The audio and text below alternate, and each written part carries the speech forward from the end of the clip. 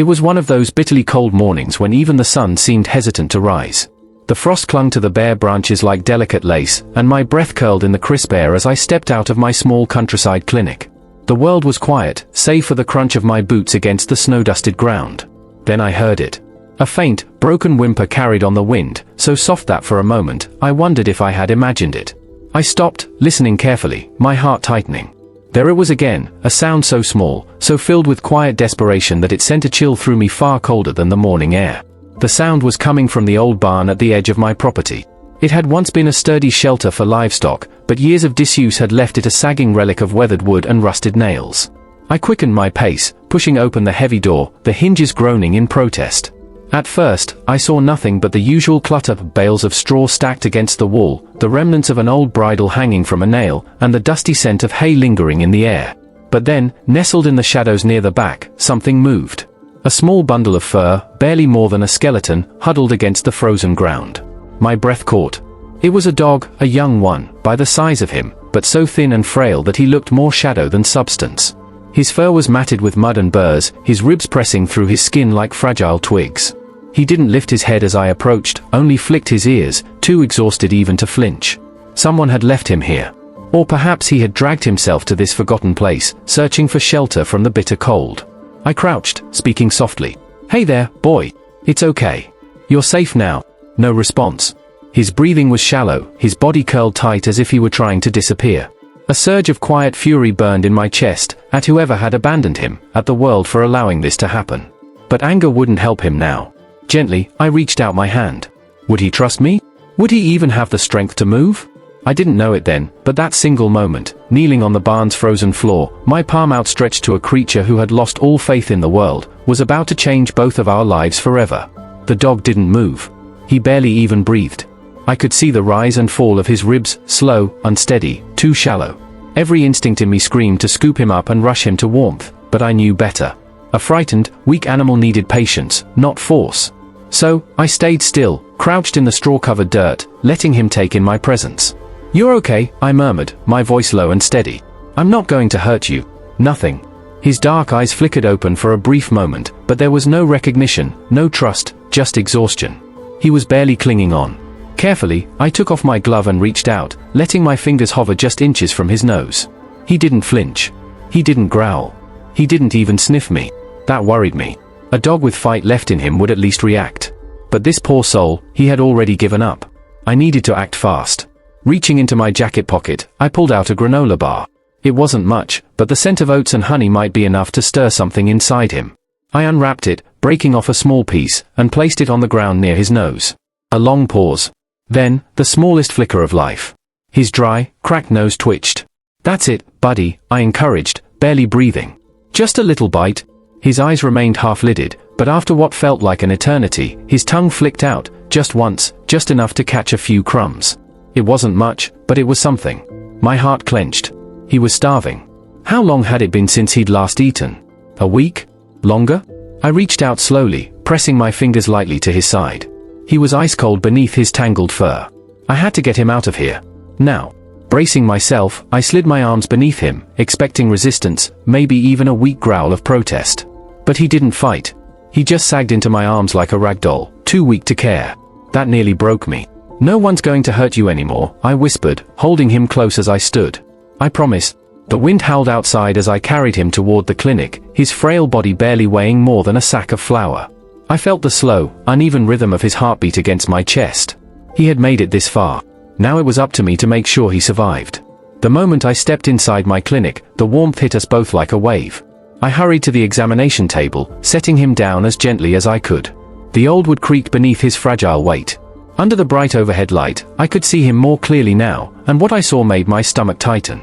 His fur, once a deep chocolate brown, was patchy and dull. His paws were raw, the pads cracked and bleeding from exposure to the frozen ground. His ears were torn, likely from a fight or sheer neglect. And his ribs, God, his ribs, were so pronounced that I could count each one. I swallowed hard and got to work. First, I checked his temperature. Dangerously low. I grabbed a thick blanket and wrapped it around him, tucking a heating pad beneath his frail body. Next, I checked his hydration. I pressed my thumb against his gums, pale and dry. Dehydrated. "I know, buddy," I murmured as I reached for an 4. This isn't going to be fun, but it's going to help, I promise. I slid the needle into his foreleg, securing it with a gentle touch. He barely reacted. That worried me more than if he had struggled. Then, I turned my attention to his wounds, cleaning, disinfecting, treating each one with care. With every moment, I felt a quiet rage bubbling beneath my ribs. Someone had done this to him. Someone had abandoned him, left him to starve, to freeze. But whoever they were, they had lost the right to call him theirs. Because from this moment on, he was mine. The first night was the hardest. I had settled him into a thick, cushioned dog bed by the heater, wrapping him in another fleece blanket. The four continued to drip, replenishing what little strength he had left. But his breathing was shallow, and every so often, his frail body trembled. I stayed beside him, sitting on the cold clinic floor, watching over him like a worried parent. "Come on, buddy," I whispered, stroking the patch of fur that wasn't matted beyond recognition. "You've made it this far. Just hold on." The hours crawled by. Every so often, I reached down to check his nose, his paws, the slow rise and fall of his ribs. He was still with me. Barely, but he was. Then, around 3 a.m., something changed. A faint sound, so soft I almost missed it. A whimper. I sat up straight, heart pounding. He stirred slightly, his nose twitching. Then, with a shuddering breath, he let out the weakest little sigh and curled his paws under himself. I exhaled the breath I hadn't realized I was holding. He was fighting. For the next few days, my entire world revolved around him. Hydration. Small meals every few hours. Gentle cleaning of his wounds. Slow, careful touch to remind him that human hands could be kind. At first, he barely lifted his head. The weight of exhaustion and starvation pressed down on him like a heavy chain. But little by little, he improved. Day 3, he licked the broth from my fingertips. Day 5, he lifted his head when I entered the room. Day 7, he managed to stand, wobbly, unsteady, but standing. I cheered like a fool. That's my boy. The moment he took his first step toward me, something inside me cracked wide open. It wasn't just about nursing him back to health anymore. It was about giving him a reason to keep going. Healing wasn't a straight path. Some days, he seemed brighter, more alert. His tail even wagged, once, barely noticeable, but I saw it. Other days, he withdrew again. The first time I tried to put a leash on him, he flinched so hard he nearly fell over. The panic in his eyes, raw, desperate, made my stomach turn. I dropped the leash instantly. Okay, I soothed, backing off. We'll go at your pace. Trust wasn't built overnight. And God only knew what this dog had been through before he ended up abandoned in that freezing barn. So I started small, letting him come to me, letting him set the rules. And slowly, bit by bit, he did. One night, as I was sitting beside his bed, absent-mindedly scribbling notes about his progress, I felt something warm press against my leg. I looked down. He had moved closer, resting his head against me. I held my breath, savoring the moment. It was the first time he had willingly reached out for comfort. It was everything. For weeks, the rescue had been slow, painstaking. Every step forward seemed to come with 2 steps back. But one afternoon, everything changed. It started as an ordinary day. The air was crisp, with the last traces of winter still clinging to the wind. I had been working with the dog, who I had started calling Charlie, on basic movements. He was stronger now, no longer the skeletal, shivering creature I had found in the barn. But something was still missing. Charlie followed me, ate his food, and even tolerated gentle pats on the head. But there was no spark in him. No joy. It was as if something inside him had shut down, a defense mechanism forged from whatever horrors he had endured before he came to me. And then, that afternoon, everything shifted. I took him outside to the backfield, letting him feel the grass beneath his paws. His steps were hesitant, as they always were, but at least he no longer flinched at every sound.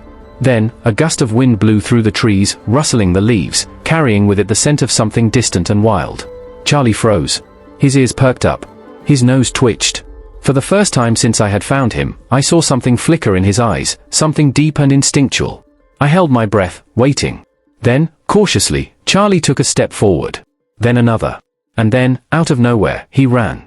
It was clumsy at first, his legs wobbled, his movements unsure.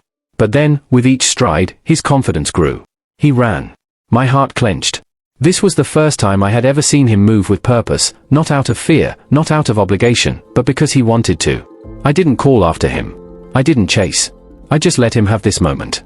Charlie galloped across the field, his tail finally, wagging. It was slight, barely noticeable, but it was there. A true, unfiltered expression of happiness. And then, as if realizing what he had done, he stopped and turned back to me. For a second, I thought he would retreat, fall back into his old habits of doubt and hesitation. But instead, he did something I never expected. He barked. It was hoarse, as if his voice hadn't been used in years, but it was there. I felt a lump rise in my throat. "Good boy," I whispered. "Good boy, Charlie." Something between us shifted at that moment. For weeks, I had been trying to save him. But now, he was showing me that he wanted to be saved. And that made all the difference. That moment was a breakthrough, but it wasn't the end of the journey. Charlie still had fears, wounds that ran deep. A few days after his first run, I tried something new. I brought out a leash. I wasn't planning on taking him far, just a short walk outside the clinic to get him used to the idea. But the moment he saw it, his body went rigid. His tail tucked between his legs. His ears flattened. And then, he backed away. I knew that reaction all too well. Leashes had never meant good things for him before. I sat down on the porch, keeping the leash on the ground between us. I didn't force it. Instead, I let him come to me, let him take his time. Minutes passed. He paced, eyeing the leash warily. Then, hesitantly, he inched forward. First, a sniff. Then another. And then, with the smallest flicker of trust, he nudged it. Tears burned the back of my eyes. This was his choice. He wasn't just tolerating me anymore. He was choosing to trust me. Healing is never a straight path. Just when I thought we had turned a corner, something happened that reminded me just how fragile progress could be.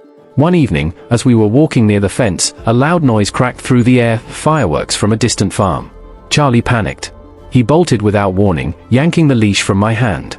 His eyes were wild with terror, his body trembling. I had seen fear in animals before, but this was different. This was survival-level fear. "Charlie, it's okay," I said softly, keeping my hands low. "You're safe." But he wasn't listening. He had gone somewhere deep inside himself, somewhere where I couldn't reach him. I knew that chasing him would only make it worse, so I dropped to my knees, making myself as small as possible. And then, I waited. Minutes passed. His body remained stiff, his breath ragged. Then, ever so slowly, I saw the realization dawn in his eyes. He wasn't in danger. He wasn't trapped. And then, hesitantly, cautiously, he took a step toward me. I held my breath. Another step. And then, finally, he pressed his head against my chest.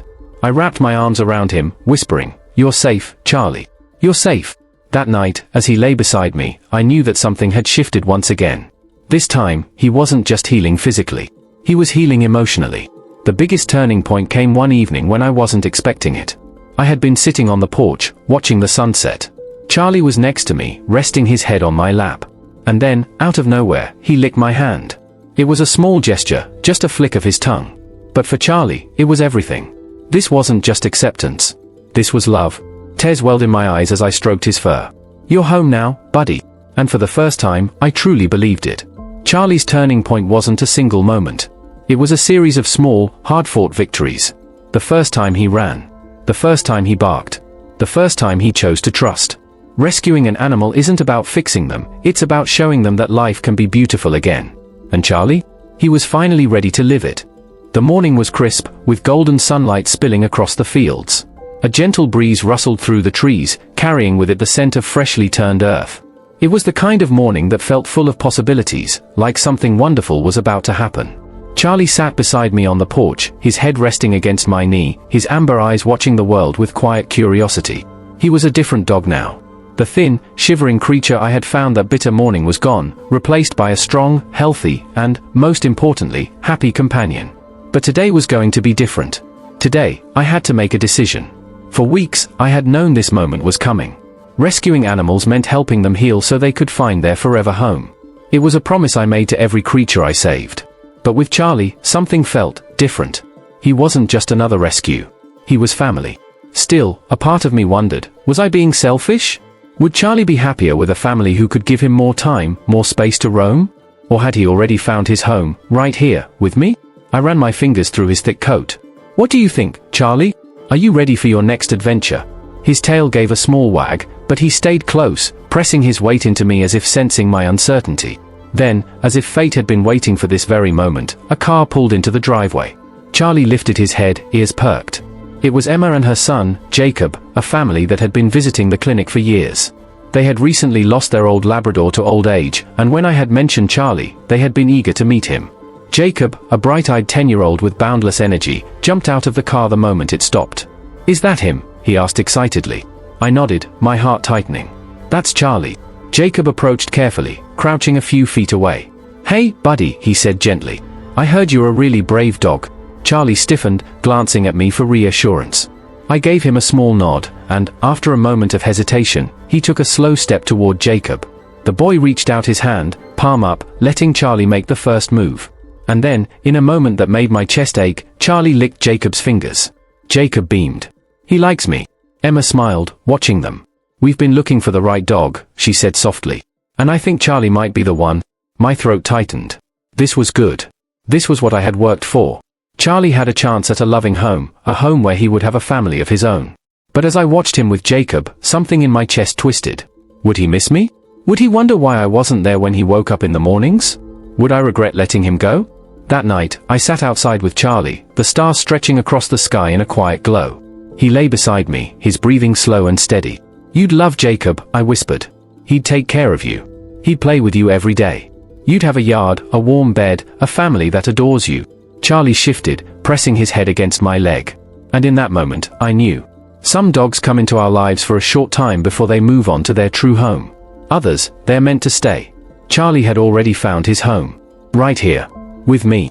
I let out a small laugh, ruffling his fur. "Looks like you're stuck with me, buddy." His tail wagged, a full, joyful wag. The kind I had waited so long to see. The next morning, I called Emma and Jacob. "I think Charlie's already found his family," I told them. Emma chuckled. "I had a feeling. He's right where he belongs." Jacob was a little disappointed, but when I promised to help them find their perfect rescue dog, he cheered up. "As long as Charlie's happy," he said. And he was. The weeks that followed were some of the best of my life. Charlie no longer hesitated when I called his name. He ran freely through the fields, his ears flapping in the wind. He barked when he was excited. He played when he wanted to. And at night, he curled up at my feet, letting out content sighs as he drifted to sleep. One evening, as we sat by the fire, I realized something. I had rescued Charlie that morning in the barn. But in so many ways, he had rescued me too. There's a kind of love that only a rescue dog can give, the kind of love that says, "I was broken once, but you showed me I could heal." Charlie had been abandoned. Forgotten. Left behind. But now? Now he was home. And he always would be. Charlie's journey wasn't just about healing his wounds, it was about finding his place in the world. And sometimes, that place isn't with a new family. Sometimes, it's right where they started, with the person who never gave up on them. Charlie wasn't just a rescue. He was family. And as he rested his head in my lap, eyes full of quiet trust, I knew, some happy endings don't mean saying goodbye. Some happy endings mean staying together. Forever.